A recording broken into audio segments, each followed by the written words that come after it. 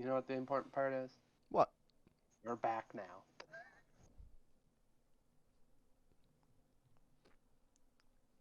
Yeah.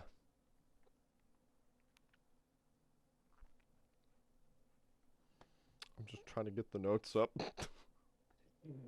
I was like, why won't you stop making that? Because I was trying to click it, but You're just like, I'm like, and welcome. Welcome. that should be the thumbnail.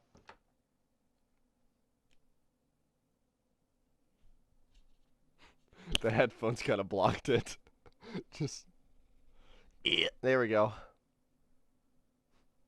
Yeah, you have to look up like this just so. It's because I can't see because my eyes, because it's sunglasses. Hello. I'm not wearing those.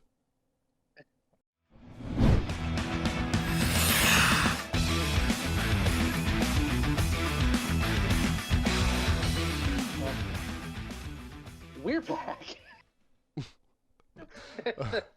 Finally, after almost a month and a half of failed recordings. That was a pathetic start. Holidays. I don't care. I know you We're don't. rolling with it. After holidays, failed recordings, we are finally back with another episode Yes, of the sir. Unhealthy Scratches. Whoop, whoop. I am Scratch 1, he is Scratch 2. Nah.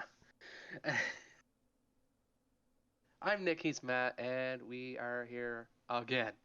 What are we going to talk about, Matthew? What are we going to talk about? Well, I already know because Hockey. I'm the one who made the schedule. I know, I have it too. No, we got ourselves a little bit of something here. One of us has exciting news. One of us does not have any exciting news. Well, I have good news and bad news. Yeah, good news is, we got a you guys get a point. Bad news is that's about it. Although, if we do get the first overall pick, that's gonna be scenes. The draft in Montreal, #1 overall pick. You got I'm not making claims that that's going to happen, but I mean, you have a chance. Like dog water. You keep playing like that, you have a good chance. If you keep playing like absolute dog water, then maybe we'll get the first overall pick. Yes, it's like the one bonus you get. And get fourth. Only do well at the very last of the season. A little bit of not needed heat on the Detroit. Yeah, it's like, hey, there's 4 games left. There's 4 games left. Why don't we just go on a 4-game winning streak and lose out on all bonuses we could have had? So, are we gonna start in Vancouver? We're gonna start in Vancouver. No, oh, okay. Well, I mean, we should have started with the worst. Start on a high note, Matthew, and then I'll just make it all crash down. Okay. I mean, I don't even know where to begin. The last time something that actually aired happened December 5th, and the 6th was when a miracle happened. Bruce, there it is. Bruce, there it is. Yeah.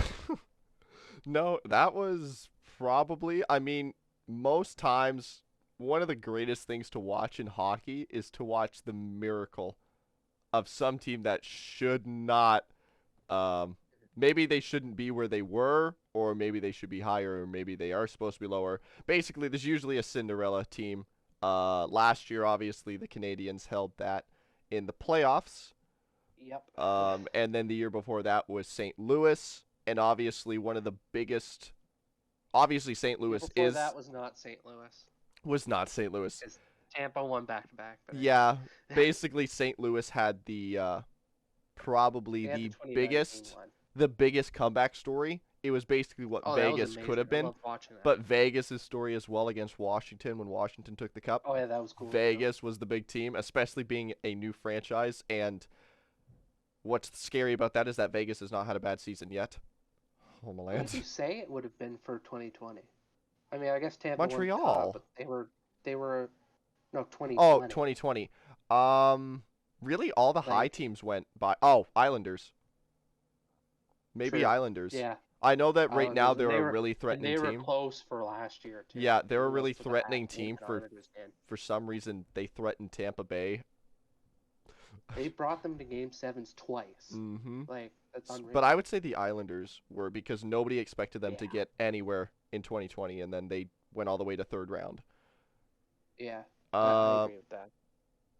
But anyway, more on Vancouver. basically, reason why I bring this all up, so far we haven't had a Cinderella team until December.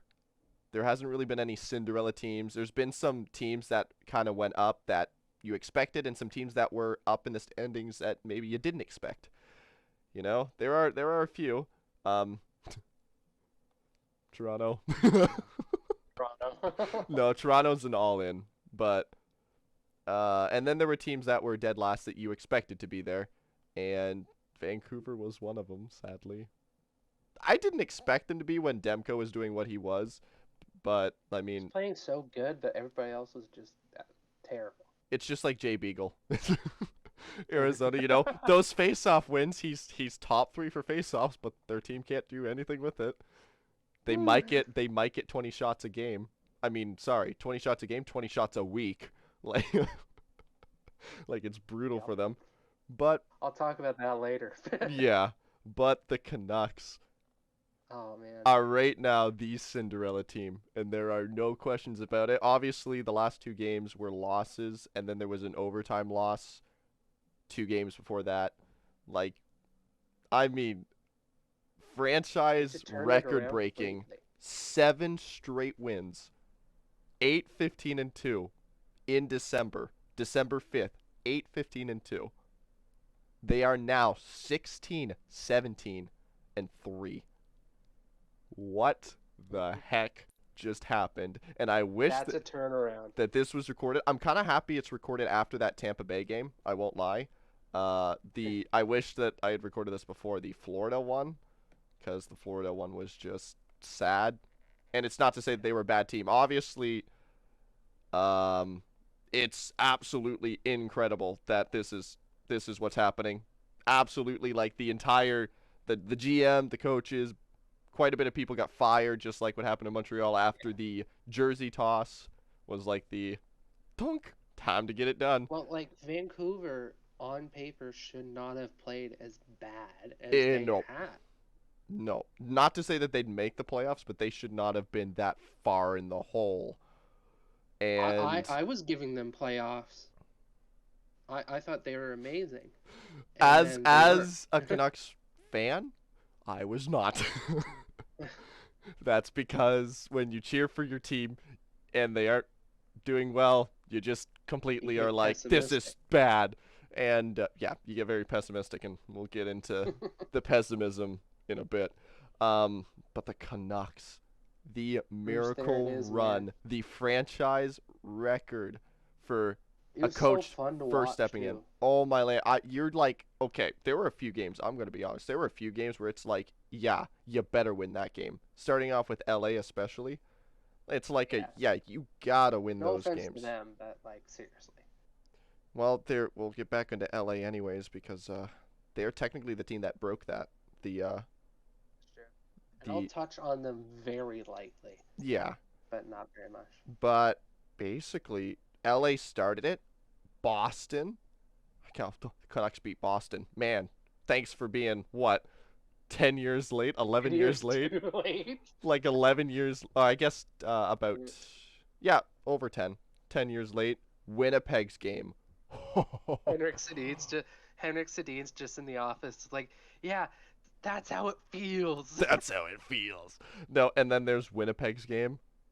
That one I was scared for. That was the first game when Boudreaux came in, because obviously people got hyped way too quickly, and I technically did too. But when you win only 2 games straight, people were so hyped about that Winnipeg. It's like, you won 2 games in a row. You've done it in the past this season. That's not a big deal. Talk it when we get like 4. You beat Winnipeg, and that's like, oh my land, they're not a bad team at all. And that wasn't even the scariest game. 2 teams. It wasn't even the scariest they played team. Like they were a completely different team. I like how Bruce Boudreaux looks at Bass and is like, hey, You know how you're really good at shooting? Yeah, Yeah. yeah, coach. Why don't you keep shooting? Don't Exactly, pass it. bro. Just shoot it. Okay, that's one thing the Canucks have been having that are it's without a doubt they are getting shots. They Yeah, outshoot the other team almost every time. And against teams like Tampa and which is unreal. like That's when you Florida. know your game plan's clicking. So the biggest game, the one that I think woke up probably the Canucks nation, not just at all Canucks fans, but I think everywhere, was the Carolina game. Oh yeah, When we beat I agree completely. Carolina. Oh, you know what, actually? I better not say that because the Columbus game was even crazier, which you wouldn't think that would happen. 3 It may have been nothing. crazier, but Carolina was a 3 bigger team. nothing though. Losing 3 nothing in the third. Technically they scored one in the second. They scored one with like the final 2 minutes in the second against Columbus and then won the game. What the heck? And Carolina definitely. Now Columbus was shootout and I think Winnipeg was shootout. That has to be said, but shootout's still a win. But Yeah, Carolina's exactly. That's still 2 points. Carolina's was insane. And I know that Canucks had scored the first two and then Carolina scored theirs after. I can't believe I remember this stuff. But Carolina's was definitely the game where it went, "Oh my land. This has potential." Now, mind you, they were still 12, 15 and 2 at that time. Well, yeah. They haven't broken positive, but that was the game where all of a sudden Well, everything that's went, the test "I'm ready. because We're Carolina's a hype." juggernaut. Carolina, and they were first place at the time when that happened. I don't know if they are Yeah. now, I forget, but they were first place. And so for the I Canucks don't to think beat they are them, now, but yeah. now you obviously you got to talk about it was a home game, so hometown advantage is there, but still when you're like second to last in your division and you beat a top division team, Yeah. it doesn't matter what the That's score is. huge. It's Yeah, that's big. big. And then San Jose's was just more icing on the cake. Anaheim, that one was scary because Anaheim was on the heater, still is technically, but Anaheim was on a Yeah. heater at that point, and to beat them was nice. And then finally the Kings shootout loss. So that still got a point, and then Seattle, you got to win those. Yeah. And then the last two games that were played were both losses. Florida's, yeah, that hurt. That was kind of a bummer to see. Obviously, because But it's it's it's a first Florida. it's a first regulation loss. But in honesty, the reason why I was kind of wishing I would have recorded something at least before Florida's was because this next 2 weeks is what's going to show playoff. Are the Yeah. Canucks able to be in? Are they playoff ready? And so far, it's kind of a mixed answer because they're only 2 games in, and Florida's does not help their case at all. But Florida's a top team. It makes sense that they would lose to that because Canucks are not top team. So to expect them to be like to win that game, especially on the road for one thing, is just it definitely wasn't expected. But the Lightning game, that one is a completely different answer to Florida's game. Like Florida's game, they just got their butt whooped. That's just what it is. Yeah. It wasn't that they played necessarily terrible, it's that Florida just outplayed them. Like there was no time in that game where it looked like the Canucks were going to win. Yeah, exactly. But in Tampa's, Tyler Mott. Tyler Oh, Vaught. what is that? Oh, I don't, the second I saw that on hockey dude. Twitter, I sent it immediately to you, Dude, that even though the I reaction almost knew of you'd get on. the reaction of the announcers was great too because it was completely unexpected. It's like it's not a scoring chance, and Tyler Mott is not like when you think of a goal scorer, like just You even a don't goal think? scorer on Canucks, you don't think of Tyler Mott, and he You did think that. Brock Besser, you think JT Miller, Yeah. you Now think. I'm not gonna call Tyler Mott the Malik of the Canucks. We're not gonna. I'm not gonna say that because for one thing, Malik did it on the shootout, but no one expected that Yeah. either. It was like 15th round or something like that. But for Tyler Mott to just pull that off, and the only reason, like, I know 4-2 doesn't sound as nice, but the last goal was an empty net. Like that's how close the Yeah. game was. It made me feel like they're the Islanders. It was like, They outshot the Lightning as well, and they outshot Florida. They outshot Florida and lost 5-2. Like, what the heck? Yeah, that's the thing. With Demko in net. Demko. I Uh, know, I don't expect Demko to be perfect every night anyways, and not necessarily always his fault. yeah, especially how they're riding him like a pack mule. Yeah, because the one thing that's definitely obvious, the defense still has work. Duh. It's And still the PK, working. the PK needs some work still. Still dead last in the PK, by the way. Still. But I know I'm not being, I guess, very loud. You'd think I would yell some of this stuff out because of how bad the team was. Um, Canucks. I'm gonna call it right now, and I know I'm not the only one. I actually think the Canucks are making playoffs. I don't think they're gonna get past anywhere yet. Well, I've been saying that ever since they started getting hot. Ever since they, and it's Because not I even, could just see it. they're not cold yet either, because for one thing, they're playing games. Oh, they're on the road for one thing, and they still have 3 more games on the road. All tough games, by the way. The easiest game's Nashville. Shut your mouth, like, come on. And then they go home and they have to play It's not even an Florida. easy game. Yeah, and then they have to play Florida when they finally come home, and then St. Louis. So shut your mouth, and then Edmonton. Finally, to call Edmonton an easy game too is like, I know it's because Edmonton's cold, but I hope they don't. If Ice Edmonton cold. warms up, then I'm gonna be like, okay, so the next easy game is Chicago, which is 3 games after Edmonton, because Winnipeg's scary and Calgary is scary. Can you say Calgary's cold? Like, is that because their name's the Flames? Like, it seems You counterintuitive. can say they're cold, Okay, there goes but my joke. they're not hot either. I'd say like lukewarm. It was a joke. I know it was a joke, but I'm answering sincerely. Yes, but yeah, no, Canucks don't have any easy games, but this is the test. Literally, the hardest test you can do is face the top teams on the road, all in a row. If you can win even some of the games, like I know you're 0-2 on the road, but if you guys come out 2-3, I'm shocked. Like, Yeah, you come out exactly. 1-4, and I'm like, I expect at least one of these wins. If you don't win a single game, you're not playoff ready. You're not getting past first round. Like, Yeah. there is a chance, I guess. This is the first test with Boudreaux. It's not to say, like, obviously Canucks will improve, but the problem is all the other teams will as well. So, but yeah, that is Canucks. Canucks is the miracle team of the season. So, speaking of miracles, um, what do the Canadians need right now?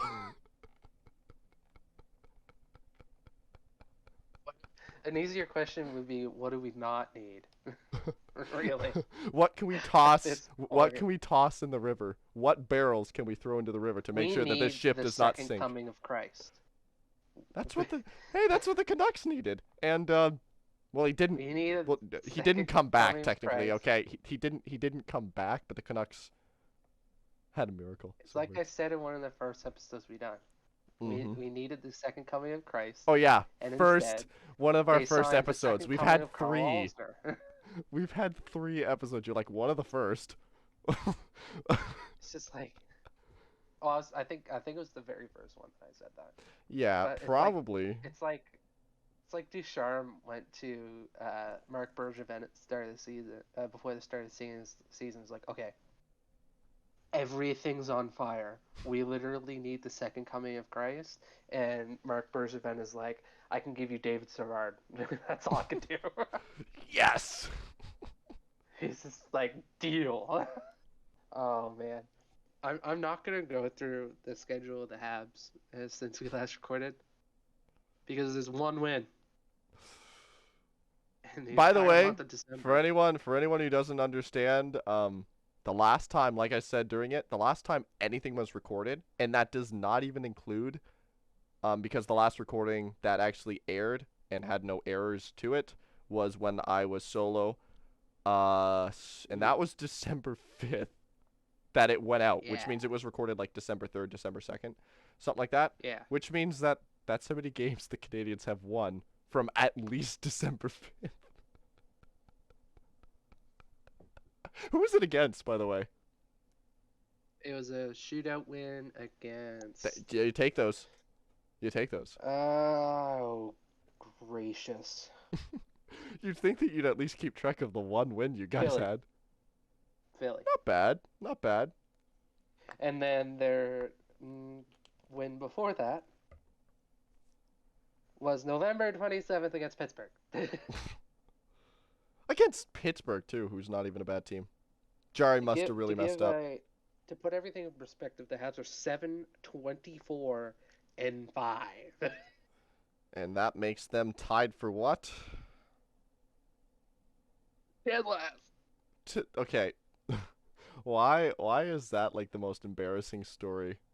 If you were to if you were to compare this year and just talk about this year alone, then yeah, it's like some teams got to be dead last and it's got to be a bad team. But if you were to talk about the year before, even though the Canadians were the miracle team, They shouldn't to have go done from what they did last second year in the playoffs. to go from second place to tied for dead last is probably not ideal. Like you just And I know what people are going to say. Carey Price hasn't played all this season. Shea Weber has not played all this season. We had like a month where everybody except 3 players was on COVID protocol, and we iced the Hey, off hey, it. do you know what happens when you depend on one or two players? You get the Edmonton experience for the last 6 years. Yeah. You get the Jack That Eichel for Buffalo. like there's a reason. Well, there's multiple reasons Yeah. that hasn't went our way. Well, I mean, you can at least every team can take into account some of the losses and wins that have happened. The COVID protocol stuff, yeah. It's gonna affect some things, especially when We you still would lose. have been one of the last teams in the league if it, Shh, besides shh, that. shh, shh, shh. It's okay. It's not okay, It's Matthew. not okay. It's okay for me right But what now. I want to focus on is yesterday's game. Oh, already? Yep, I'm just going for it Okay. because I mean everything else is miserable. Might as well put the nail in the coffin. Put the nail in the The coffin. first period is Montreal against Chicago last night. First period, Chicago's the not doing well Habs either. did not get a lot of shots. They did not. Even so far as to one of my favorite SDPN hosts, Andrew Berkshire, tweeted, "Are they even going to get a shot this period?" They did, Yes. but not a lot. As Chicago opens up the scoring, and it's 1-0 going into the second period. Second period, the Habs changed it up, and Mm-hmm. they actually started Oh, running up the whoops. shot count, which I was like, okay. Now it's weird though, because I saw the passing was really weird, because it didn't look like any of the Habs players wanted to keep the puck on the tape of their stick for longer than a millisecond, Mm-hmm. and it was just like bouncing like a pinball machine. But I'll tell you what the pivotal moment was that switched the game. I can tell you a pivotal moment. Alexander Romanov Listen, channeling Scott Stevens. there's Like, technically something else that kind of, swung the game's momentum to another team. Something something that would have really swung the entire momentum. Meaning the game stopped actually. Okay, I'll let you continue. You already know what I'm talking about. You'll get there. I know you will. oh I mean, god. it did swing the momentum. There was no momentum to swing anymore because the game ended, but I mean, Yes, I will get to that. I know you will. I had to make my joke. But basically, Sam Lafferty's going up the right side of the boards into the offensive zone, going towards the Montreal net. Alexander Romanov, ladies and gentlemen, I said channeled Scott Stevens. I can't say that because the hit was legal. Ooh. No shade to one of the most entertaining players in the '90s, Scott Stevens, Yeah, you're saying that but because he you're was scared of him. literally he was headhunting back in the day. But Alexander Romanov, shoulder to shoulder, obliterates Sam He Lafferty. did. He And did. It then was awesome. I apologize to the Chicago player who I cannot remember his name. Goes to stick up for his teammate like it was a bad hit. Just kind of flailed around with Romanov for like 3 seconds, went down to the ice, and he starts celebrating like he beat his face in. Which is like, really? Like all the commentators are like, um, we get sticking up for your teammates, but not the right time, bro. Not And the then right all of a time. sudden the Habs go up 2-1 after a goal from Mike Hoffman, who we Stellar. have been ripping on all season. He Yeah, was hot for the first start of the season, but then he he got really was. bad. And also for other seasons, not with the Canadians. Yeah. But also the first goal for the Habs was Jeff Petrie finally getting his first goal of the season. Yes. They've been riding him like a pack mule since Shea Weber was off the ice. Mm-hmm. They've been working him miserably, and then he finally gets his goal. And then shortly after, and that would tie the game actually. Yeah. And then Hoffman puts the Habs ahead. And then my pessimism comes out, thinking, "Wow, I can't wait to see how the Habs ruin this." Well, sure enough, penalty, and Mm-hmm. I kid you not, it must have been 15 seconds in. And then the United Center goes wild. Chicago's up 2-2. And I'm just thinking, well, cool. And then right after that, Joel Armia takes a disastrous penalty. Like I was like, really, bro? Yeah. Like this, it's like the hockey gods possessed him Mm-hmm. just to make a terrible penalty. But thank God we killed the penalty. You have a better penalty kill than the Canucks. We do, which is shocking. Shocking. It's not much Everybody better. has it. It's not much better. It's not much. Hey, 72 is better than 69%. So, I mean, That is true. I have no idea what the, But I yeah, we butchered go them into both. overtime. We kill it off when we draw it through the rest of regulation, and then we go into overtime. Another person I want to put a focus on before I go into overtime. The Habs picked up Rem Pitlick from Mm-hmm. the Minnesota Wild off waivers. The second he got claimed off waivers, he became sixth in our team scoring. Oh, Oh, what? and not only that, third in goals. And we got him off waivers because Minnesota didn't want No, him. that's awful. What? Imagine Anyway, you get one goal so I saw him. and you're He already one of the immediately best. goes into the second line with Christian Dvorak. I was like, whoa, okay. Dude. So the second line was Rem Pitlick on the left wing, Christian Dvorak at center, and Jonathan Drouin on the right. Mm-hmm.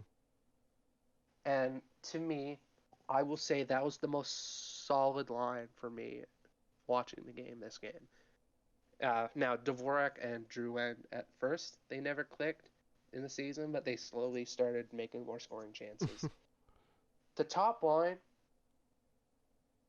I love Nick Suzuki.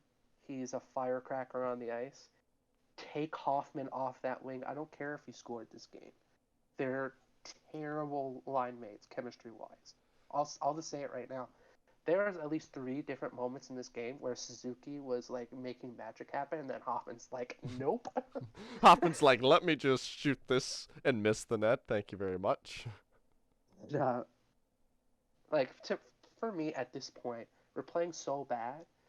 Put Caulfield on the right, Suzuki at center, because that worked amazing in the playoffs with Tyler Mm-hmm. Toffoli, and then throw like either Ryan Paling You know what? or Arturi Lehkonen. Just I throw would say Jake Lehkonen Allen because there. he's having a better Just throw game. Jake Allen on the wing. Jake Allen on the wing because he gets injured every game he plays in net. Yeah, just put him on the wing.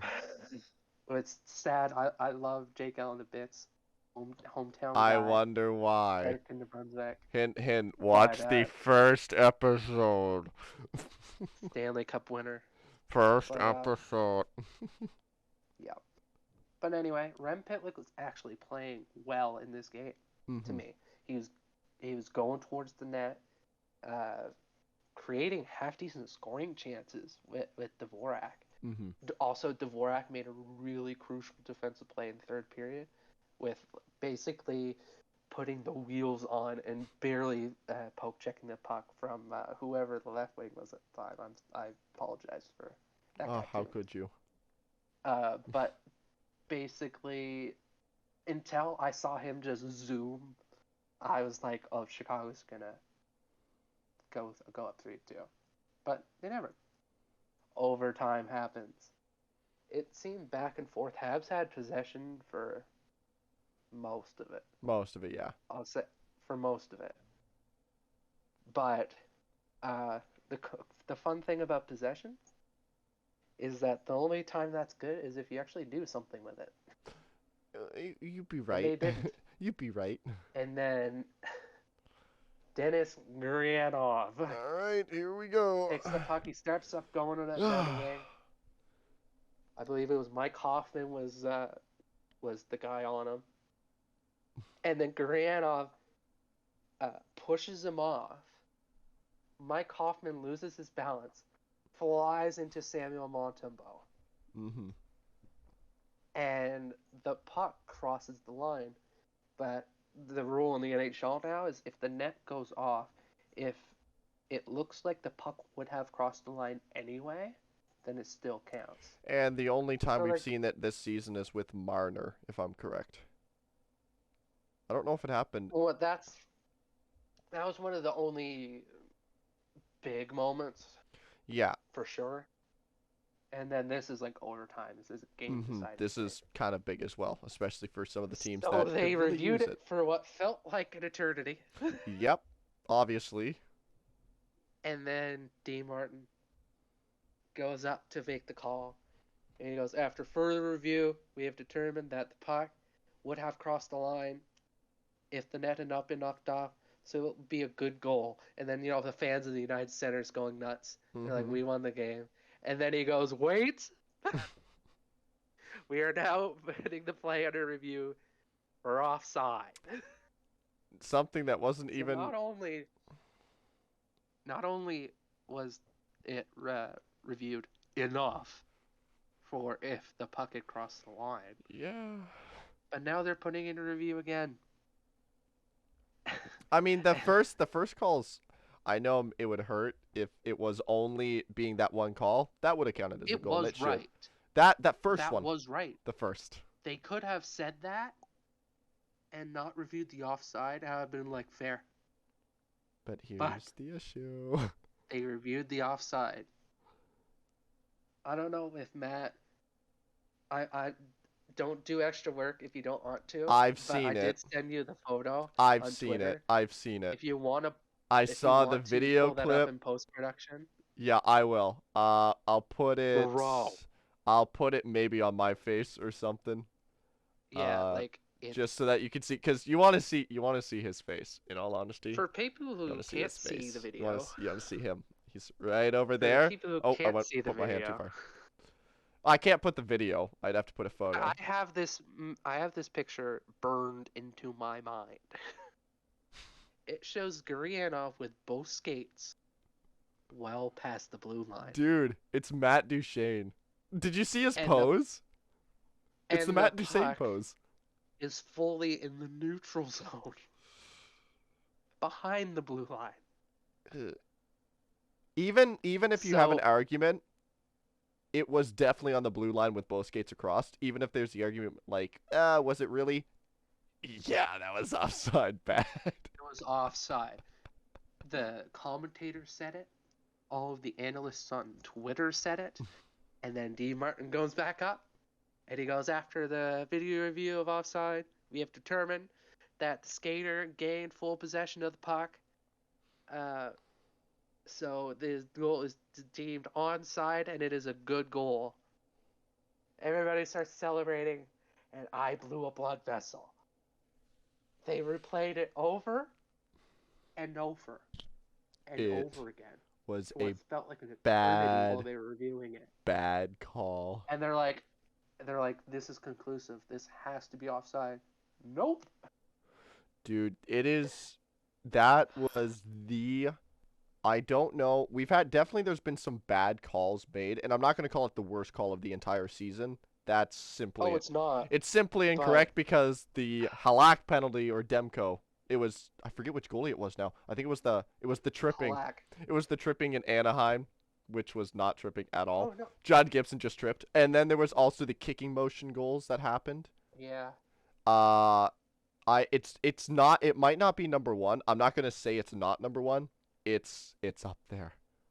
It It is is up there. it that It is miserable. out of all of the calls in recent time, I would say maybe 2-3 weeks. It might be, it's definitely so Terrible. far this week, by far it is the worst call. Oh, I Because dread I might be watching the Ben forgetting. Stagets video. Mm-hmm. I am scared for Thursday. Bro, that was a brutal call. It was a brutal And I call. mean, if you want to see what we talk about with refs, anyways, again, first episode was just a whole segment actually of just absolutely talking about how the refs And have you know not what the been. killer part is? It wasn't That offside. offside challenge wasn't even made by No. Montreal. It was made by Toronto. That means What somebody did they thought say? of it as offside, and somebody went, okay, let's check it out. And then somebody had to look at that and go, see the It wasn't photo, even a see challenge by the see Montreal. the Matt Duchene photo, and go, that's fine. Chicago needs a win. They have a better chance of getting to the playoffs than Montreal. Give it to them. Yep. Like that's what I feel. Like Well, what do they do when they were looking at that? What was the decision making? You know what? It's a gimme. Just give Chicago it. Did the refs not like one of not want to do the game anymore? They're like, I'm so done. I yeah. just want to get the money. I got my OT pay. We're good. Let's get out of If here. they were done and they wanted to get out of there, then don't review it a second time. It Like what? was What? a waste of all our I time. mean, what is Could it? have They not said, reviewed. did they? Oh, you know what it was? Maybe they'd said this. He had full possession of the puck when it was on the blue line. The only problem was he was already past the line when he got that possession. But he had full possession, so you know what? I think that's a good goal because he had full possession while he was over the line. Long story short, Vancouver's a lot better than they were when we recorded last, and Montreal is the same, if not worse. I mean, yeah, I guess the one game doesn't really help the entirety of the season. However, it's a slap in the face. Let's just say with Arizona upsetting Toronto and Montreal losing against Chicago, we're tied with last now. So Arizona, 19 points. 19 points. dude, And you know who it's plays the Habs next game on Monday? Arizona. the It's game going to of be games. the Who's game getting between the who's getting team first who overall? Who's getting first overall? basically it's this team can't get a win to save their life, or be the team who can't pay their bills. Ah, That's but anyway, poor Arizona. I'm gonna No Bills. I'm gonna switch quickly before we go to our next topic to something slightly happier for Habs fans. According to Eric Engels and basically every single insider of the NHL, Mm-hmm. Montreal's potentially down to 3 candidates for their GM job. 2 of them we already know, which is Matthew Darche, who's the assistant GM in Tampa, Mm-hmm. and Danny Briere, who is in the front office of, God, it's an ECHL team. I can't remember what it is. So forgive me for again not having the facts for the third time. How could you?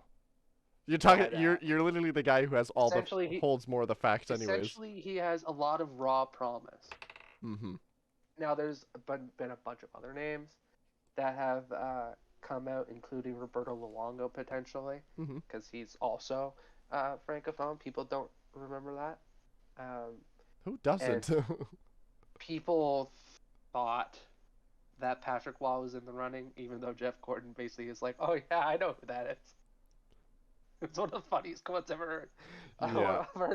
Arguably our team's best player of all Yeah. time, next to like Guy Lafleur. Ay ay ay. But yeah, I honestly, any of those names, I'd be super hyped about. Plus, the Habs hired Chantal Macabé, Mm-hmm. one of the first women to be put in such a senior role in the management of an NHL Mm-hmm. team. And I've read up on We're all about that equality. One person. her one person. It's Son of like, that's equality. totally equality now. That's like, well, I've seen so many tweets where it's like, because like another related story is Minnesota potentially in the NFL. The Minnesota Vikings are potentially going to hire, good lord, can't remember her name, but she's Canadian, she's female, and she's like one of the higher executives in Philly Yeah. for the Philadelphia Eagles. And basically, if she gets hired, she'll be the first female GM since like Dude, it's gonna be, that'd be cool. the 80s. That'd be cool And then to see. somebody, I think it was Mikey Stevens on NHL Twitter, and anybody who watches the Steve Dangle podcast, who watches this, knows who Mikey Stevens is. He's just like, wow, great, you know, who thought in 2022 we'd still be saying first female too? Yeah, I mean, and all that's definitely something that's. I mean, I Like, don't know. I guess us talking about it, we might get in a little bit of trouble. yeah. Here, let's put out an alert. We're both guys. I'm all for it, honestly. Yes, not And saying I I'm know against it whatsoever. Haley Wickenheiser But having in any the opinion on it, we front might office get of in Toronto. trouble. I know Haley Wickenheiser is doing amazing in the Toronto front office. Mm-hmm. Honest to God, if they're the best person for their job, hire them. Yes. Who cares? You want the best. You don't want. Like, You don't want the honest to worst. God. And I hope they get hired. Because some people be like, well, we don't know if they're going to be the best person for their job. You don't know that for anybody. Mm-hmm. Until you get them in the office. Until you test them out, or they have past experience that has worked.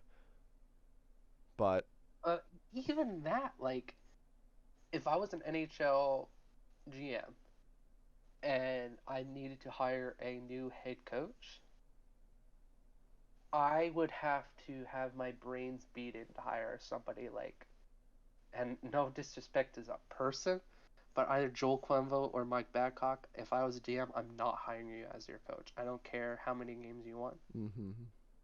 The game's going in a different direction than what they did. Yeah. Plus, they were good back in that time. Tied onto them. Yeah, they were good back in that time. It's back in that time. That's back in that time. And the game's trying to evolve, and What are you talking about? Recycle nothing innovative. Nothing already. innovative ever happened during our time when we didn't record any podcasts. Nothing innovative. Nothing innovative. We can't talk about it yet. we want no spoilers. No spoilers. Yeah. That's things are moving in the Habs front office. I'm hyped about it. You're hyped Montreal about has it. a potential to get the first overall pick in the draft that they host. I don't know if you're. So. I don't know if that should be something you're hyped about, unless you got it in a trade. Not really. It's like point, I could be hyped about it. Happy about something, Matthew. Hyping about the 2022-2023 season is just sad sounding. I won't lie. We're not even going to be good that season. We're just going to be hopefully less bad. I just sent you a thumbs up. I put my hand down and hit the thumbs up button. So on Messenger, you're about to get a thumbs up if you haven't. Oh, I already know because I have it open. Oh, whoops. Just to look at the list. Yeah, it's because the list's on there. Yeah, exactly. It's cool to see something that is so unlikely, and again, you're good at your job, you deserve the job. If you're not, you don't. Doesn't matter what gender you are. But if you do a good job, hire them, please. Get over the fact that they are not the same gender as you. Get over the fact.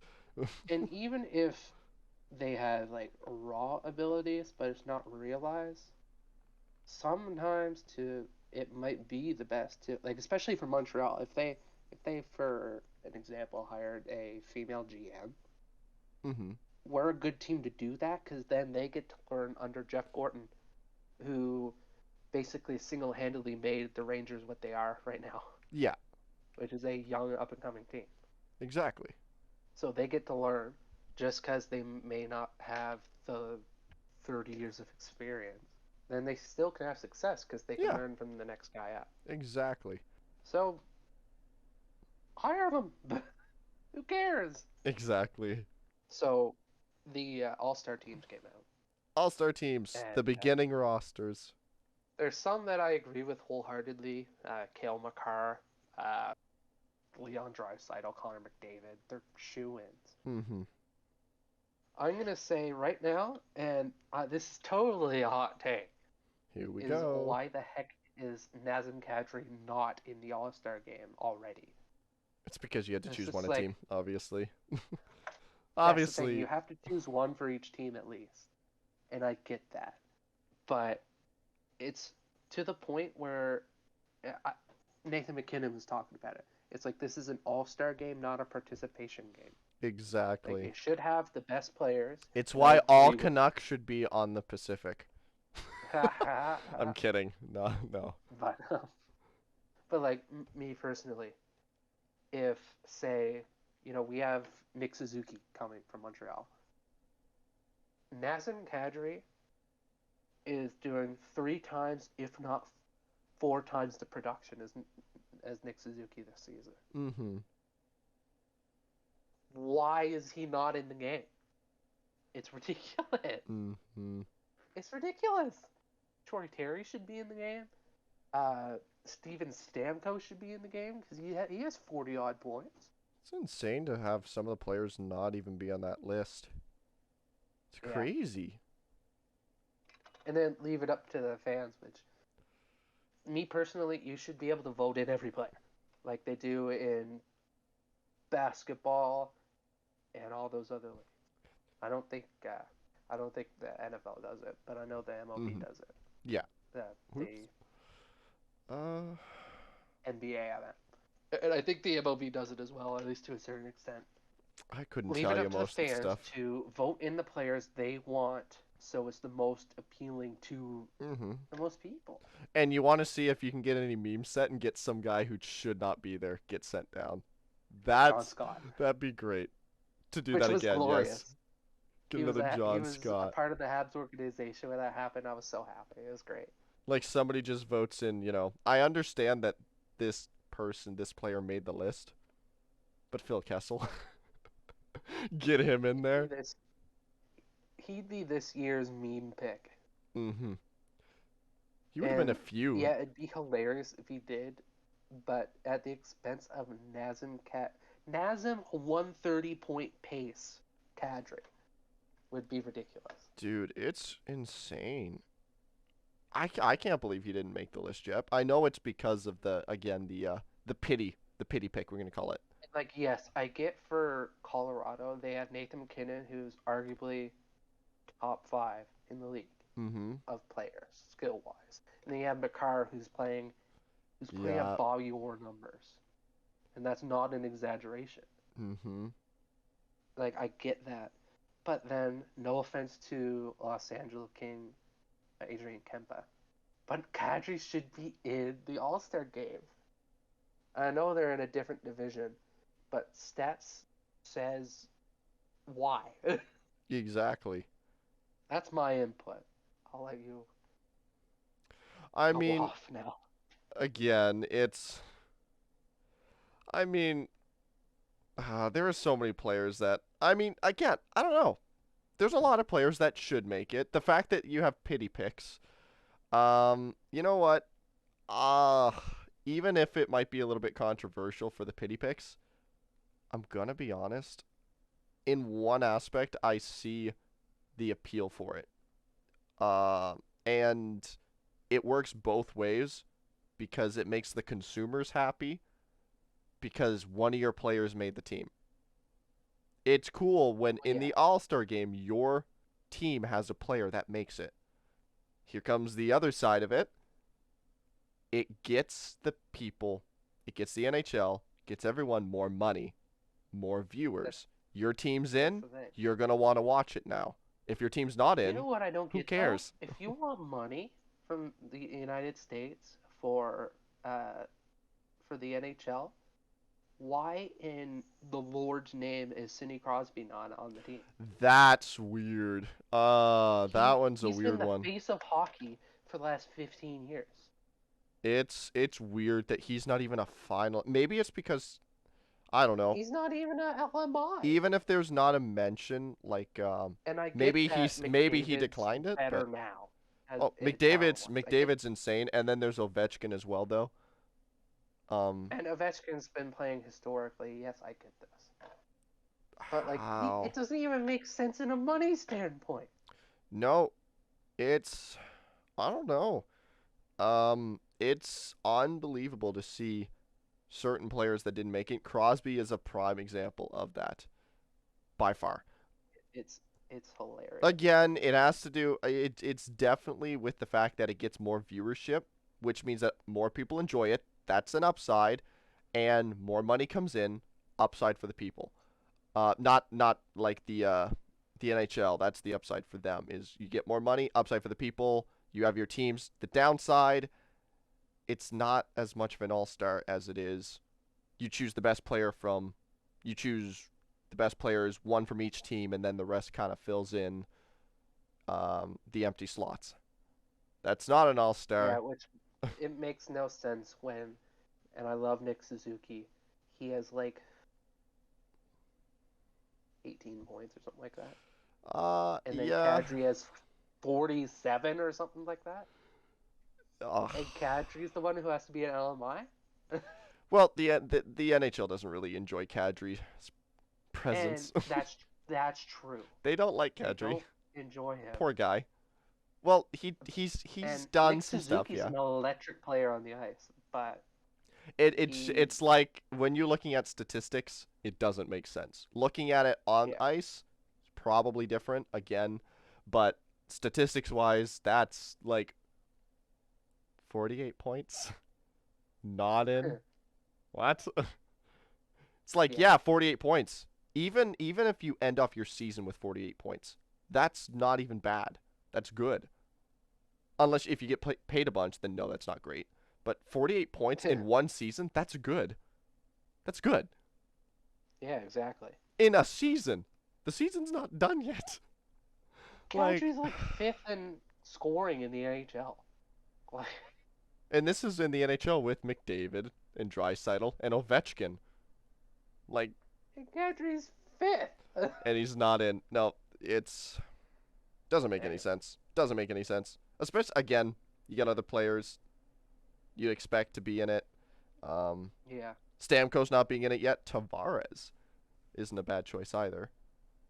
And He's then not a bad choice either. He's not a my bad second pick for the Atlantic. My first pick is Stamkos. Stamkos, yeah. And then there's Matthew Come back here, Barzell, please. Svechnikov that hasn't made it yet. Svechnikov would be my Zibanejad, who just had he had a hattie just a little bit ago, didn't he?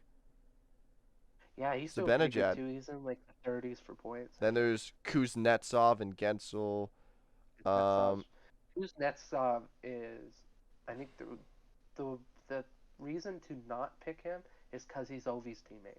Yeah, He has that's all that the one. assists 'cause Ovi See, scored problem so much. is that it wouldn't make sense at the same time because It wouldn't make sense at the same he time. should. 'Cause they're It's they're both. magic on the ice together. And then there's Exactly. Matthew Tkachuk that hasn't made it yet.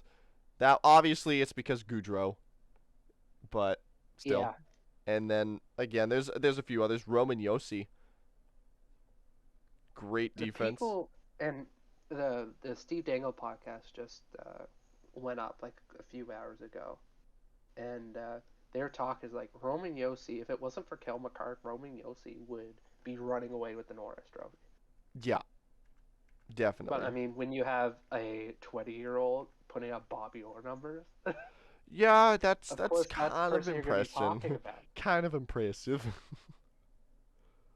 No, and there's other players you can mention. Just to list off, just a couple more: Logan Couture, J.T. Miller, Jonathan Marchessault, and Mark Scheifele. How none of them have made it. These are all, by the way, all these lists obviously are people that are candidates. They're not Yeah. they're not people that like have no shot. All these guys are candidates. I mean, because if we're talking about non-candidates that could have potential, Quinn Hughes. He kind of does have That's true. a lot of assists. No goals really, but his assist counter is the highest on the unreal. Canucks.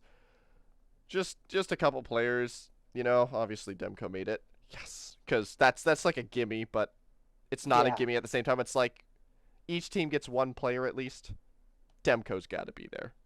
Even if It's that gotta be. wasn't a rule, like even if there was no one player per team setup, Demko has to make that line because he is literally the Canucks. Oh yeah, and He fan is the votes. Like defense. Vancouver's fans are high on Demko. There's Of course, literally because out of all Unhealthy's the won the players job. that have been smashed and like criticized, Demko literally can't be criticized. Maybe the Florida game, maybe, but you really I'm can't. gonna say something. Ooh, I'm here gonna we make it. go. I'm gonna say something. Here we go. If Vancouver's defense was better, Demko would be a potential finalist for the Vezina this Yeah, year. without a doubt, he would have potential for Vezina. And there's a few other goalies that really have that regard. Like again, an example I guess would be Jack Campbell. I mean, Jack Campbell is my he's personal pick, he is which kind of insane. hurts me because I'm a Habs fan. I I would know, say and I the want the Toronto rivalry, Maple Leaf really that to rivalry win isn't the talked about a Vezina, lot but anymore. he's a puppy. He's He's so so nice. good. Like, I'm saying it right now. I know I can't hate Vasilevsky him. is like the number one goaltender because he's had more seasons while Campbell's really only had one. I know last year he My did too, personal but finalists, and this is not a hot take at all for the Vezina, is Jack Campbell, Vasilevsky, and Frederick Anderson. yeah, yeah, right there, easily. Easily. And that's what sucks is because Demko is so good, but he's not. Demko is so good, but It's technically not too late. He has then the again, saves, but the defense. let's say Vancouver goes white hot, they lose, I don't know, 10 games the rest of the season, and Even they that, make the playoffs. Well, you think about when Fleury just won it, right? He honestly, every single finalist from that was it was him, it was Vasilevsky, and it was wasn't Bishop there, or was that a season no, before? That might have been another that was season. like Sorry, before I think that was the year before 2019. that. I think that was St. Louis Blues when they won Philip the cup. Grubauer, Philip Grubauer, yes. the goalies from the Vegas Golden Knights, the Colorado Avalanche, and the Tampa Bay Lightning, the three juggernauts who barely lose games. And you look at the stats, they're like, yes, they have all of these wins, but like their goals against average and their save percentage was good. Mm-hmm. It wasn't terrible, but it wasn't Price from 2013 stats. No, and So like even that's if Vancouver sad. went white hot and they won 30 games, the next 30 games, I would be okay with then that. he might have a shot even then. But in my I would be personal okay with that. opinion, it's I want Campbell to just because I love the guy so much. He's just such a good Campbell, guy. I think my vote would definitely go Campbell, just because he's consistently good every night, even when the team is bad. He's good. While Vasilevsky is like, he's been bad. He hasn't Oh been yeah, there's been a good the full couple time. Vasilevsky dangets this year. Like Yeah, I was like, and oh Campbell doesn't. Does Campbell have one? Or what? no, It was he the doesn't have a defense dang has. it. The It defense was has. when it was a dang it that one of the players did because he from the Edmonton game he had a wide open net but he tried to pass to Zach Hyman for a goal and it just hit the uh, Campbell's pad. Yeah, but that's When not really he his went to fault. like jump around desperation save and he just Yeah, tries to pass it under him and just hits his it's leg. because Campbell knows how to do the desperation saves. Well, he had that with Subban last year. He's learned from the older goalies, like the Oh man. goalies back who would like dive for the puck and always like you're like, what the heck are you doing? Oh my gosh, you're the best goaltender ever. like, Yeah, exactly. what the heck are you doing? Oh my land, you're so good. Oh. All right, we probably should Yeah, get into the that's our final. opinion on the All Star game. Yes. Okay, here we go. Oh, Final topic. Now that we are yeah. going to be like 14 days into this year, no doubt about it. There have been some terrible times. There have been some amazing goals and saves of the Oh year. man, Without a doubt. incredible. The stick saves were absolutely bonkers. For some There reason was this like half a season, dozen paddle saves last year. half a dozen paddle save like and they all happened I think mostly this season. I mean, obviously there are some saves that happened the last year, like Fleury had a phenomenal save, also a phenomenal Oh yeah, dang it. he had a phenomenal But that save was like those last were week both too.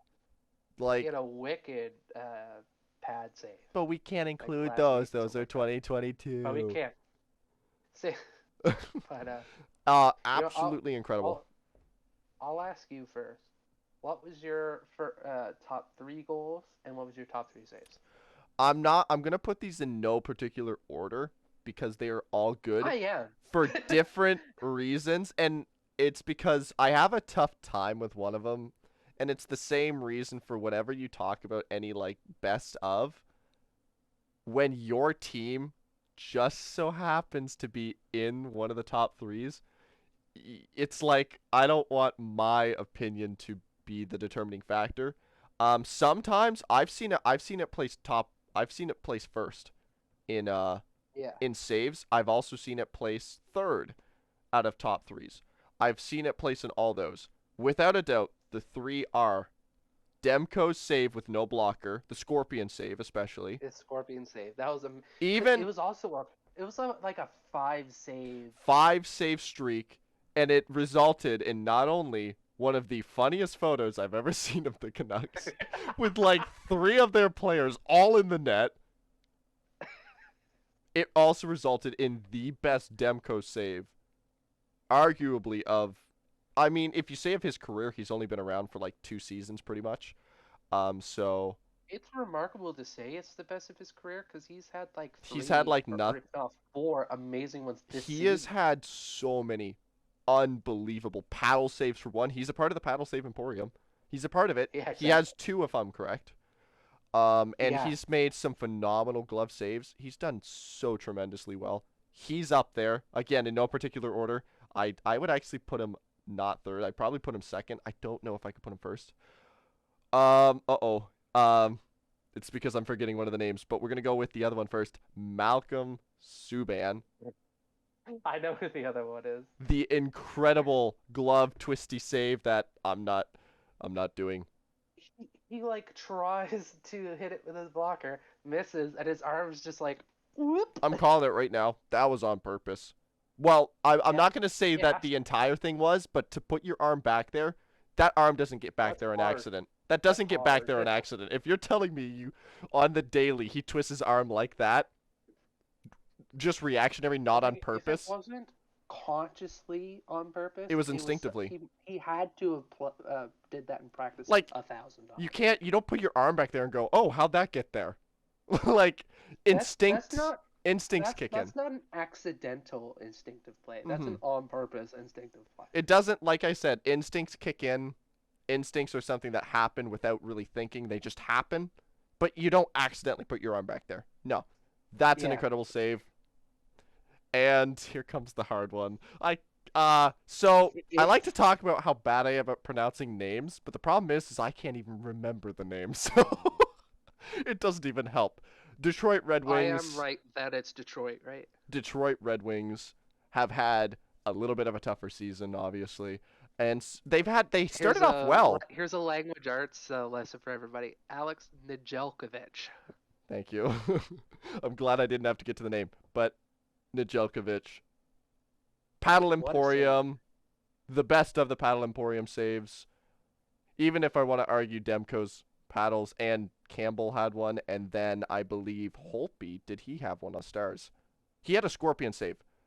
Holtby did. Yeah, he did. He Yeah, had he did. the Scorpion save, and it would have been top Scorpion if Demko's didn't exist. But sadly, His Scorpion Demko's was did amazing. exist. Sorry, Holtby. Mine's Yeah, better. it's true. I'm not even gonna say that it's that's because solely it's because of biased. the 5 saves. It's true. It's because of the five It's saves. true. But Nedeljkovic has the best paddle save. Scorpion, yeah, Scorpions, yeah, with So basically, Demko best was best amazing. glove save goes to Malcolm Subban. Best Yeah, paddle save goes to Nedeljkovic, and then best Scorpion save was Demko's. And best Demko. out of all the three, I'm sorry, I won't choose because opinionatedly, I'm gonna choose my team. Obviously, I'm gonna choose my team, but that's why I'm not gonna choose. So Well, there's the the great part saves. about that save, though, the good thing about that save, though, not only was it five in a row, basically, not only did he not have his blocker, but he also didn't have his stick. No, he didn't have that either. Funniest part, obviously, not only obviously the diving part and seeing all like 3 Canucks players and Demko in the net. Great job. Nice. But the fact that the entire time he's doing this, he's waving to the ref, hello, Trying to get it to. It's like I don't have my glove. and then also making the save. Oh, While I mean, as a goaltender, what do? You have no glove. It's like, well, if I let it go in, this is bad, but I don't want my hand to get hurt. Oh well, saves it. It's like Marc-Andre Fleury when he lost his helmet, still makes the save. yeah, exactly. It's like, uh, unless, oh, what was the goalie that threw his helmet off? Oh, Bennington. Yeah. Unless you're Bennington, then throwing your mask off. No. Okay. Top goals. Some of these are going to be the same. I think the saves are going to be the same for this both of us. Yeah. Obviously, you're going to rate them. I would say Demko's only because I'm a Canucks fan. In reality, doesn't mean that it is. That's why I didn't vote them. But for goals, again, in no particular order, the Dishigan, Trevor Zegras, Sonny Milano. I don't care if it was against Buffalo. Innovative, revolutionary. Oh. You see, it's now whenever you see someone go behind the net with the puck, there's a little thought that pops in when you see someone decide. Yeah. It's like, what are goalies supposed to do now? Oh, is he going to wrap around? That's what it used to be. Oh, he's either going to stop behind the net and pass, or he's going to attempt a wrap around. Now it's, oh, he might just flick it over the net. It's to the point where it was revolutionary in like the 70s when people started lifting the puck. Mm-hmm. Now they're batting it out of midair. Which we've been seeing that over the last few seasons. Probably the biggest guy who was batting the puck out of the air. Obviously, there are one-offs from some players who do it from crazy lengths. Who was that Ottawa player that did it back in the day? Who just whipped it like way from like almost the top of the circle, and he puts it in from there. God. Like that's incredible. But I can't remember. Yeah. But I would say definitely the one who's really. I'm not going to say that they started it, but they've been known to do it in more recent times. Crosby. Crosby's done it so many times. Just in the last few seasons. He's the master. I've never seen anybody do so many backhand top shelf goals in my life. By far. And so he's the guy who I would say is really kind of obviously Svechnikov with his little Michigan. Not even impressive not even. And he did it twice as well. Like, come on. First guy to do it and actually score on it. Because Datsuk definitely tried it a couple, and other players did as well. But to have that Dishigan happen, that's incredible. That's a top goal. It still blows. Obviously, Connor McDavid doesn't go a season where he doesn't get a top 10 goal. But to absolutely destroy the only point, and I don't hear the point a lot because who cares? But New York Rangers are a top team in the NHL right now. I think they are first place in their division, actually. I wish I had it in front of my face. But I'll check it. They might be a top team in their division. If not, they're top 3. They're top 2, I think, even. They might be second place if they're not first. But yeah, they're first. Only by 2 points, though. They're first place in their division. 52 and Carolina has 50. Yeah, they're with Carolina. Just think of that. Capitals have 49 and then Penguins have 47. Like, dude, that's a close division. Dude, that division's close, but Rangers are top. And the only argument you have, they were tired. That's it. They were tired. You could see how tired they were. Oh, yeah. Makes sense. But doesn't matter if you're tired. There are 4 of you. There are 4 of you. And there's a goalie. If you count the goalie. And there's a goalie. 5 if you count Georgiev. That might not be an innovative goal, but at the same time it is. It's a revolutionary goal. I don't get, like, who walks through 4... Okay, let me rephrase that for those people who are going to be smart, Alex. Who skates through? Who casually just goes at the blue line, you know? Just that entire thing in general. Who skates through 4 defenders of a top team One of the top teams in the NHL right now. Who skates through 4 of them and just puts it in? Who? Other than Connor McDavid. Who's another player that does that? Against a top NHL team. I'm not talking the guys who do it because obviously I could bring up JT Miller against Ottawa Senators. Senators were doing really bad. Right now, I will say the only other person is his teammate Leon Draisaitl, maybe. Who? If we say in the past, Crosby 10 years ago. Yes. Earlier in the NHL, you could get away with it, but now it's a lot more difficult. Mario Lemieux 30 years ago. Well, and then Gretzky did it too. But I'm talking, like, just bulldoze your way through, and that entire play. McDavid casually, he took it out of the blue line. He went to go in, and is like, nope, no one's out yet. Let me just casually wait. Time for like 12 to 15 seconds. Yeah, he's like, let's casually wait. It's like, just, okay, let's put this in perspective. Whoever plays NHL, EA Sports, NHL 22, who goes into practice modes, whips up offense, goes on the offensive, whips up 1 to 4, and just walks through everyone and scores? That's basically what it is. You ever and does it on superstar difficulty? You try that in superstar difficulty, going 1v4, and just bulldoze through anyone, and you tell me that you don't lose the puck when someone just inevitably just puts their sticks down. Like, you don't even have to poke check anymore in that game. All you have to do is run into someone, and the puck will just lose. And then he goes past everyone like, McDavid, you're incredible. And then to do it again, like 13 days later, to Winnipeg. Twice. To Winnipeg, who is not a bad team either. That's obviously a goal. And then the last one, because I know I've already taken so much time after I said that there wasn't, that we've been as long. Mine, and I think this is the one different one. Would this be correct? Because these two I think are in yours, but I think this one's going to be different. Matthew Barzell. I haven't decided. Matthew Barzell. I know that they've been having a rough one. Islanders have, for once, not been doing well from the last 2 seasons. But to have Matthew Barzell basically fight off some guy, and then a little between the legs. It's not a revolutionary goal. It's just a classic, oh my gosh, he just did that. What the heck? I need to change. Was that against Buffalo too? Or am I wrong? I think it was. Did he blow by? I'm pretty sure he blew by Erasmus Ristolainen. I don't know who he blew. All I know, it was he fought off the no, I think because he had to fight off the defender, and then went between the legs. Sure. It was an unbelievable goal. Those are my top 3 for 2021. Obviously, Tyler Mott, I would choose him, but that happened in 2022.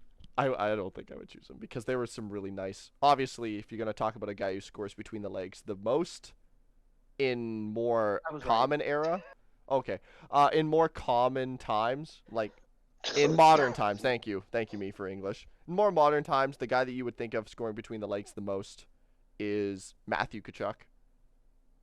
And then the most probably popular in between the legs goal, you could argue Malik. Even though he wasn't the guy who started it, but he has one of the most incredible ones because nobody expected it. But that is those are my 3. To new Hab call-up Michael Pizzetta, who almost did it last month. Oh, almost did it? Tyler Mott, step up, please. Against Lightning. Against Lightning. Against Lightning. Anyway. That does. I don't care what. Even the bad angle. Is Lightning. 2022. So I can't include that one. So yeah, those are my top 3: Barzell, McDavid, Zegras, and Milano, being together obviously, and then saves Demko, Nedeljkovic, Subban. Perfect. Boom. Nailed it. Only took me 15 minutes. Saves, I completely agree with you. It's Demko, Scorpion, Nedeljkovic's paddle, and Subban's glove save. If I were to rate it, I go 1 Subban. I go 2 Demko. I just love how much of a desperation save it was after a sequence of like 4 or 5, only wearing half his equipment. Half his It's equipment. He had a little bit more than it's half his incredible. equipment. He had a little bit more Well, than half yes, his but equipment. you know what I He's like he mean. had But I would half his put equipment. Both pads are still on. Even if you lost your glove and blocker and stick, yeah. You know what? Fair enough. it was an we'll say half. I exaggeration know it for the was cause just of comedy. funny. Actually, Anyway, oh man, I shouldn't. I said I wouldn't rate, so I won't rate anything. I so yeah, I would pick that as number two, and I pick Nedeljkovic for number three. That save in and of itself was incredible. Mm-hmm. For goals, I'll go 1 through 3. Oh, you gotta go Number number one for one me is the first. dish again. Really? Yeah, I am. The argument's there for the I dish know again being other number one. people rated McDavid's goal as better, maybe for individual skill, but I just love how The team play, innovative that goal was. the innovation can put That it over top. changed the game for everybody. It's changed the Now game forever, people are by doing far. it in practice in the AHL, in the KHL, in beer league, You know what's weird? in the NCAA. You want to know what might come back because of the dish again? I wonder if stand up's gonna come back. Everybody plays a hybrid game. That's I not coming know, back. but There's I a goal. wonder if stand up's gonna become more because butterfly's almost useless with Dishigans. And I'm not saying like obviously normal shots are gonna come, but when those shots come, I wonder the goalies who prefer stand up might be the goalies that are able to counter. Every goalie now plays a hybrid Yes, of both. absolutely. Because So you can't anymore. There's no such thing as playing one position or the other. You want to know yeah, what because the happens when you play second one somebody position? decides I'm not gonna go down, that leaves their 5 hole obscenely Mm-hmm. open. But yeah, I'll go number one for the dish again. Fair Um, enough. they're going to be doing amazing things. In my personal opinion, Trevor Zegras, at the end of his career, has the possibility. I'm not going to say that it's definitely going to happen, but he has the possibility for him to be looked at in the same regard as Datsuk. He has a chance. I mean, it's again, it's one Possibility. I'm goal not. for I'm one not thing. saying It's for one sure. goal, and he has still some NHL to play. But He yeah, has a lot of NHL to play, without a doubt, but if you he watch has the a chance. Ducks fairly regularly, which I at least He'll watch be the Trevor next Timu Zegras Solani. fairly regularly, he does amazing stuff every game. Yes, he does. It's why Whether the it Ducks are hot. results It's a in part a of the reason. goal or an assist or just a scoring chance, Mm-hmm. he's doing amazing stuff every game. And that's the same reason why we love Datsuk, because he did that day in, day out for 20 years. One of my favorite players. My favorite Detroit player, actually, Amazing. and I'm not kidding. I know that Yzerman's there and Zetterberg, Lidstrom's there. By far, I think my favorite player was Datsuk on the Red Wings. Mhm. Not a closet Red Wings Uh, fan. Or anyone else. My, Or anyone else. yeah. And this is off topic. My personal favorite player ever was Saku Koivu.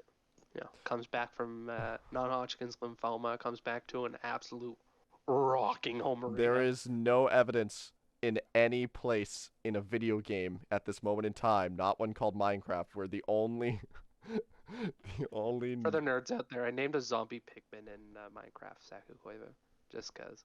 But anyway, out of that everything. Is it because he's a what?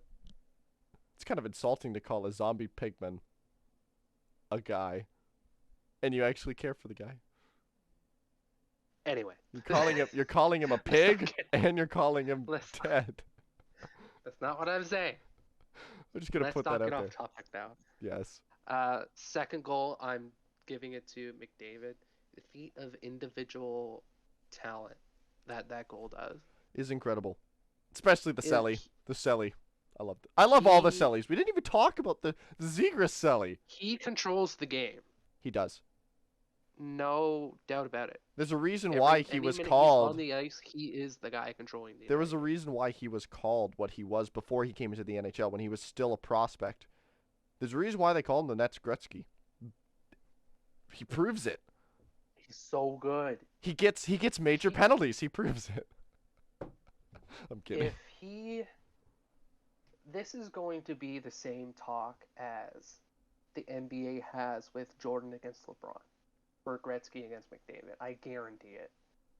Now McDavid needs some cups, obviously, but Yeah. he's bar none the most talented player to come out since Gretzky.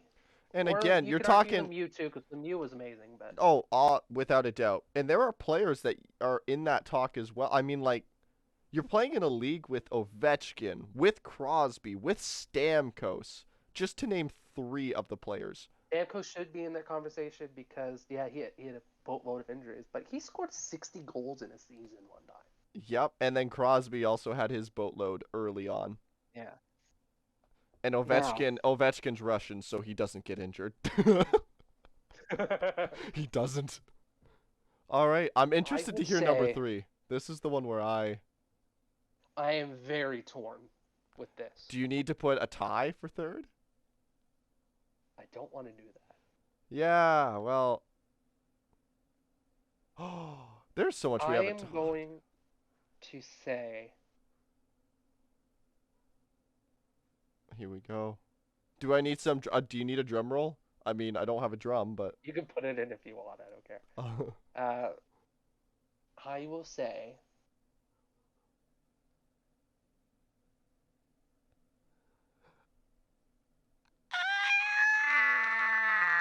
What is that?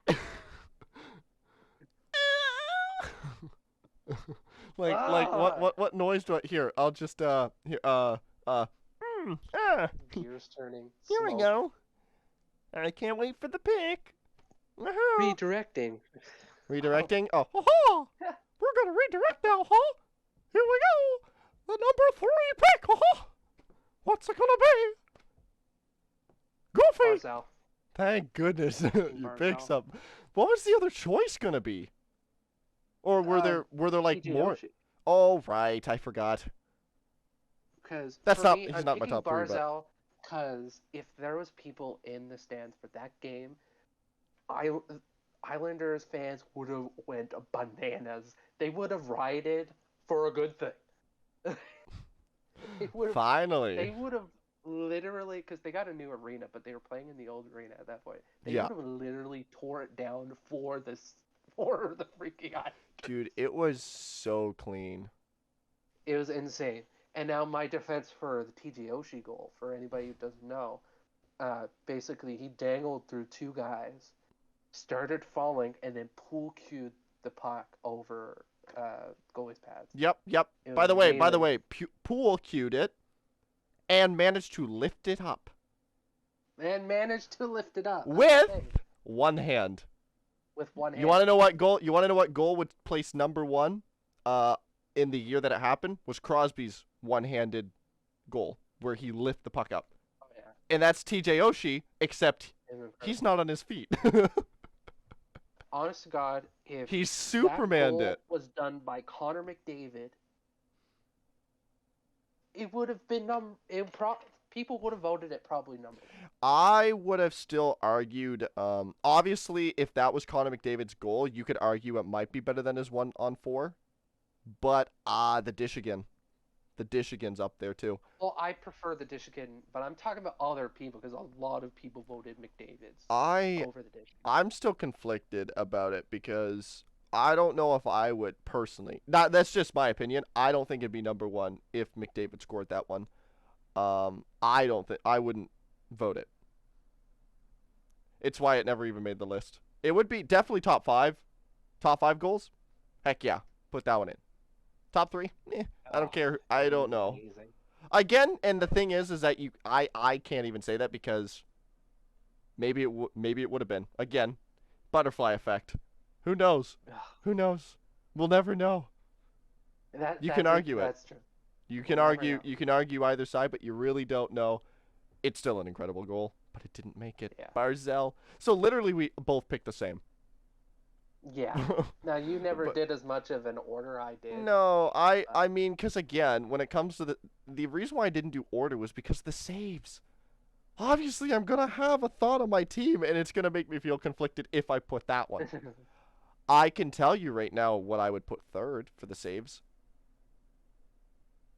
Djokovic? I would put Malcolm Subban as third. Would you I really? would. I would. I would. Hot take to end the show, I Hot guess. take. I would put that third. I could tell you what I got third for goals too. Obviously, I'd put Barzell as third. Here, you know what? I could break it down.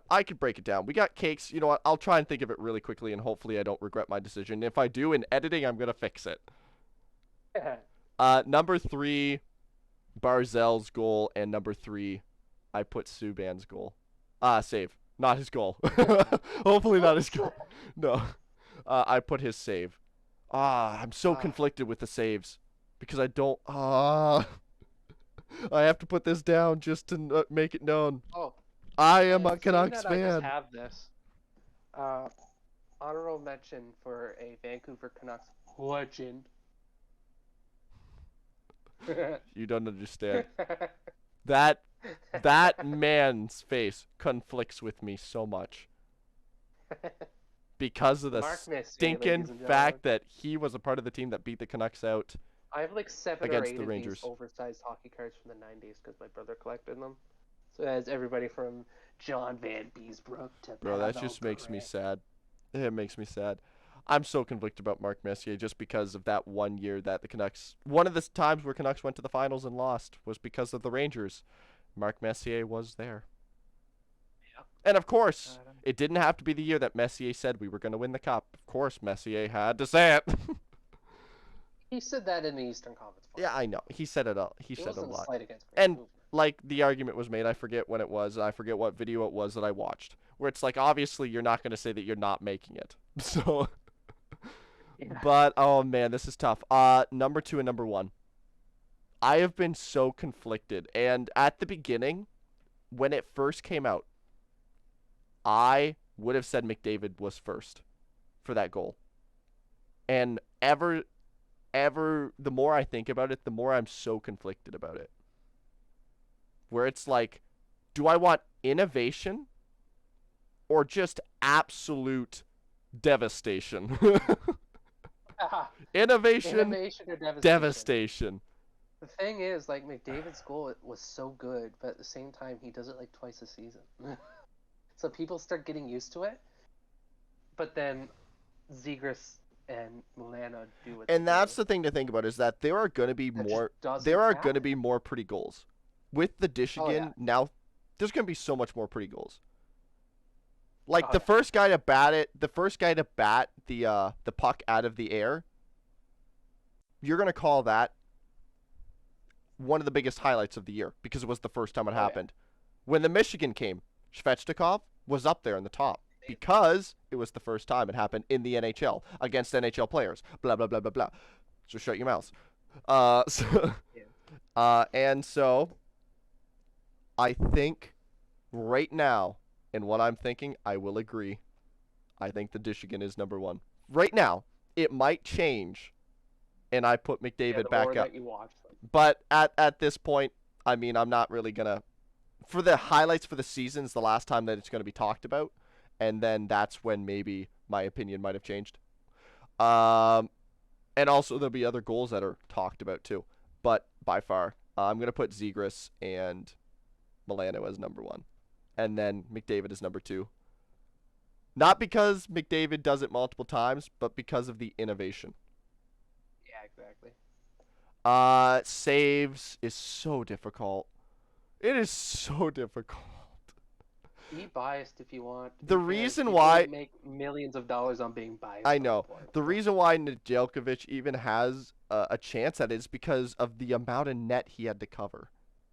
And again, all of these saves come down to a part of luck. Yeah, sure. He shot right at the goalie. Yeah, shut your mouth, you little... You Kyle. Karen and Kyle. Shut your mouth. But, oh man, I think I am going to have the bias take. I think I am. Because when that save happened, it's not an innovative save. And you know what? There's the argument for Malcolm Subban. Who makes a save like that? You want to know something? It's not the most innovative, though, at the same time. Because Vasilevsky kind of did it.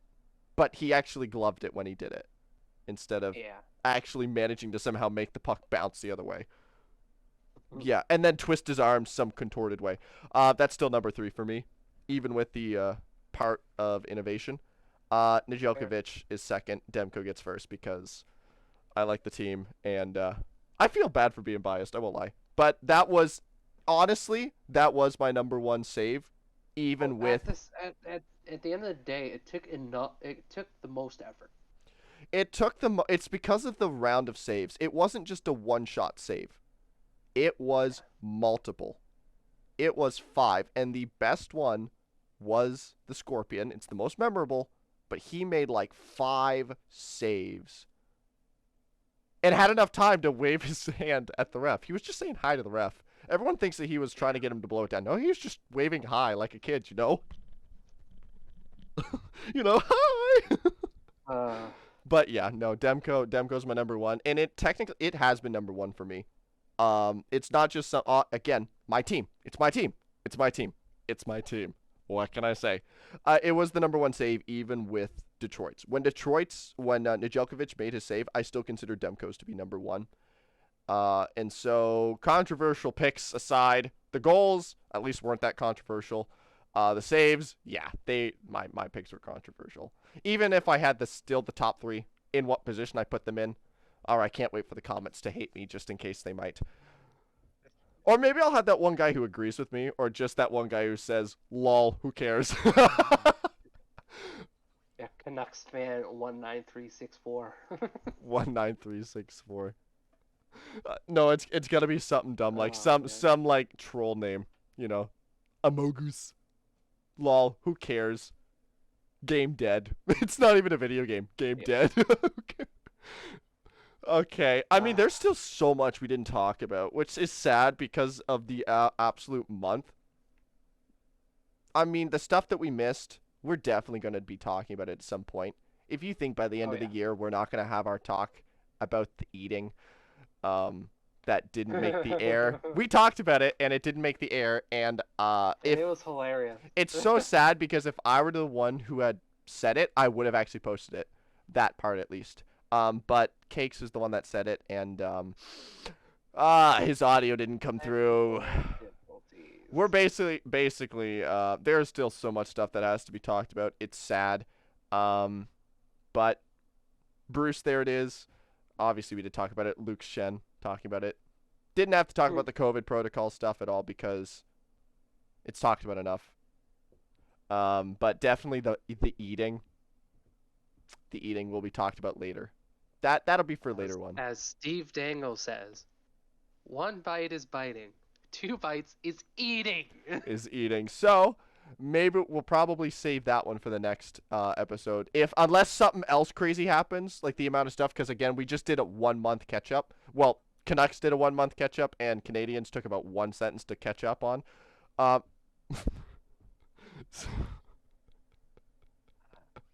That just hurts, and I do feel bad. I mean, I know I don't cheer for the Canadians, but I say it. I want it every time. I don't care if there are a bunch of Canadian players on an American team. A Canadian team. I just want a Canadian team. I don't care who it is. If there's rivalry between any Canadian teams, I don't care. You could hate the Canucks and cheer for a Canadian team, and I would still cheer for your team. Like, I want a Canadian team to win. Finals. If the Leafs made the finals, Oh, I would I'd cheer be for them. like, yeah. Yeah, I would At cheer this for them. point. I would cheer for them hard. Actually, if the Canadians made the finals, I think everyone's cheering for them. You know why? Because they get past first round. like, come on. But yeah, that is. There is so much to have to talk about. I know that there were other stuff that was missed because ripping on a certain coach, obviously. And it'd be satirically ripping on them, but at the same time, it's like, get that garbage out of here. Nobody knows what we're talking about. Either search up the Dishigan and the coach that spoke against it, or the McDavid little too rough out there. Refs. I'll throw him under the bus because he's not watch this anyway. John Tortorella. We're gonna talk about it later. We'll talk about it later. I just bringing it up just to know that now we have to talk about it later. That'll be a later episode. Maybe it'll just be a catch-up episode. That will just be posted, not at normal. Problem is filming it Or is kind of and difficult. some of these topics, if we don't cover them in depth, we'll reference them probably. At Reference least them, or uh, during the summertime when there is no hockey. Maybe there'll be some stuff to talk about. Oh yeah. Like Yeah. when the Canucks win the cup this year. I'll have so much to say. Sorry. Did I say that? I had to I had to see if you were paying attention. No, it's not that far into the season yet where I could even say that. I'm just happy they're making the playoffs. Potentially. I hope so. That'd be sick. My team has a chance. Oh, by the way, good job, Besser. Good job, PD. You guys are getting goals. I ripped on them enough. Good job for shooting on the net. Thank you. Thank you for not worrying about it anymore. Oh, and also, the one other thing that I'm going to mention in so that we don't forget about it. The one guy who pulled that Avalanche player. Who was the Avalanche player who had a breakaway and passed it? And then someone else did it again? It's like, get your head. Get your head. What are you doing? Yeah, that, maybe we'll talk about that one later too. That's not, maybe it'll just be a reference. I forget the player that did it, but it was embarrassing. Yeah. And it just happened like 1 or 2 weeks ago. Okay. I guess you started it. I'll end it. Thank God. Yes. Thank you guys for tuning in once more to another podcast of the Unhealthy Scratches, baby. It has been far too long. Woo! It was far too long. Like I said, Far and too what Cake said as well, we had some problems with no one's to blame. No one's to blame whatsoever. Nobody's to blame for recording and not having the audio in, or all the errors that happened. An entire month and part of the next month went by. We didn't record anything. Whoops. Holidays. And then the holidays, and yeah. But here we are still. Yes. So thank you all, though, so much for watching. Don't forget, like it if you liked it. I mean, I don't know. Share it. Subscribe. Share it. Subscribe if you want to see more. We are definitely going to have more. Like, just thinking Unhealthy Scratches podcast. What do you mean? Also, don't forget, if you want to follow us, we're on Twitter. Handles are in the description, because I'm going to be too lazy to put them on the screen. And if I just put them on the screen, it's never happening again. And then also Instagram. I don't know your handle. It's left my mind on Instagram. It's the same as Twitter. It's the same as Twitter. Should be. Oh, I'm just. Cakesnick. CAKESNICK. Also in the description, and then Twitter for mine. Can't get Canucks. Unhealthy Twitter Scratches for podcast. The podcast. Yep. The Scratches cast. And that is, I believe, all handles. Again, thank you guys so much for watching. It's a lot of fun, and I know we do it just to goof around and have some fun, but again, that's literally the only reason. Just for the fun. And also so we can roast our teams when they're doing bad and celebrate our teams doing well. Cakes will eventually be able to celebrate. It might be a couple With years. the draft ladder. It might take a couple years, but it'll get there eventually. All right, so until the next one, because obviously we don't have an ending to this, because I'm gonna do it. Unhealthy Scratches out.